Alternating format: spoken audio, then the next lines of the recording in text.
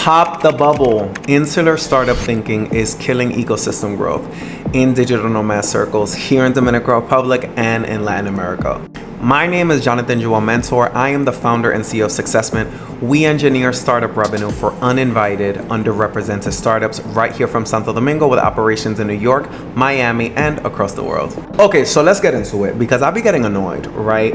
This insular, us against them, we are the elite, we are the gatekeepers, we're the old guard thinking in startup circles abroad. It really it tends to annoy me. And it motivates me to really rebel against those systems because there are mindsets, and this doesn't just apply to the Dominican Republic. I had the same experience actually in Tulsa, Oklahoma. 0 stars, do not recommend that ecosystem at all. But that ecosystem, that gatekeeping, that, I have the keys to the door, I know who the capital investors are, I know who the resources are, I'm the one who can come and save you, I'm the one who gets the screen time, I'm the one who gets the press.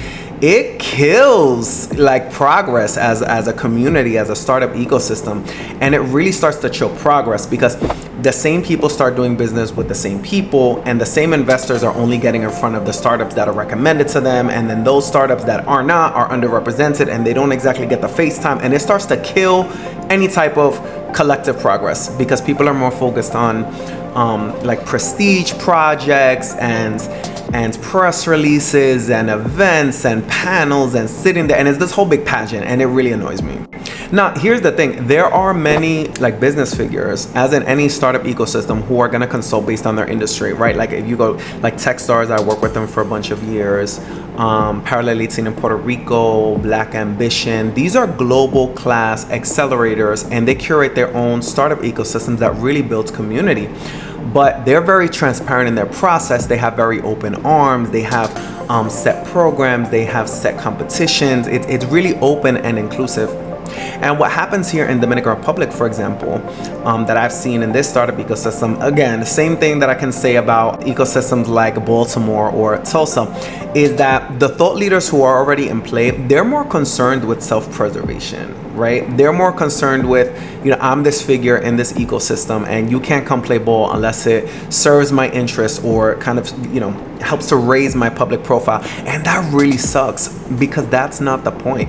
So local thought leaders who don't even necessarily have the correct experience. They might be great business people. They might be great thought leaders. They might be great executives, but an executive or a thought leader or even a political figure does not a startup make. So we have to understand that this is providing great platforms for certain people and organizations, but it is not particularly leading to results. So I always challenge those local startup ecosystems, whether it's in the United States, here in the Dominican Republic, Cayman Islands, Jamaica, Trinidad, Tobago. If you're going to be leading this, right, besides for the kind of metrics that you're going to report to your funders or your political benefactors, what real economic results are you having and what startups are you actually launching that have scalable, exportable intellectual property?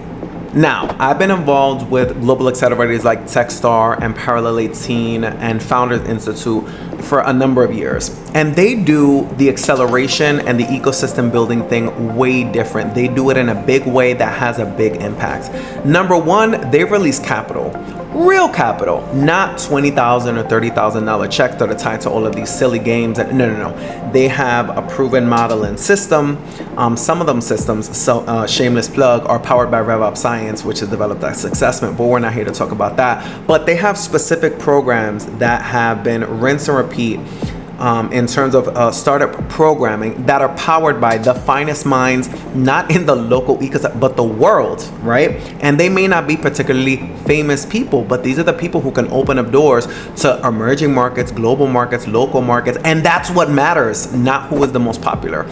So if the Dominican startup ecosystem or any other emerging market startup ecosystem, like the ones that are doing it well, like Colombia does it really, really well, Chile with their Startup Tech Week, Mexico, they do it really, really well. You have to open up the playing field. This is not another country club for you. This is not about your personal ambition or legacy. This is about creating an impact that can be measured in economic results, not how many events can I run, right? Like in Tulsa, it's a big, like this big event circuit. It's like, how many events can we go to? Like, how many mixers can we go to? Nobody cares about those events. Like, they go there to get FaceTime, and after a couple of rounds of hitting that event circuit that's very, very local, they don't see results, they drop out. Or they just take advantage of the fact that something is gonna get funded for them. Like, it's stupid, like, I have to admit it. But with accelerators and ecosystems like Techstars, Founders Institute, they really like reach around the world and say, oh, okay, you're in big data mobility, I know a big data mobility person. You're in smart cities, I know a smart cities person.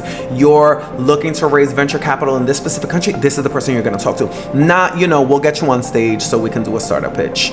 Or, come to our event and you're gonna meet some great people while eating bad food and paying for cheap beer. Like, we gotta get out of that. Like, this is not a pageant. This is an economy builder. The purpose of an accelerator and a startup ecosystem is for economic results. It is not a popularity contest. Okay, so I'm not just complaining. This is also about building solutions specifically for like the Dominican Republic. So in the Dominican Republic, there are enormous, endless number of government programs that claim to be leading the startup innovation. You got Punta Belgatín, you got ProMiPymes, you got Indotel, you got this program, Upocamama, you got that. Less centralized, right? If the government is going to have a startup program, it needs to be headed by one division, and it needs to be very clear and transparent to those who are trying to participate, actually benefiting from startup ecosystem. The government has to like regulate that, like who is going to lead the march and the narrative and the resources on startup, instead of having it spread out on all these different prestige initiatives who really benefit the people behind them and not actual startups.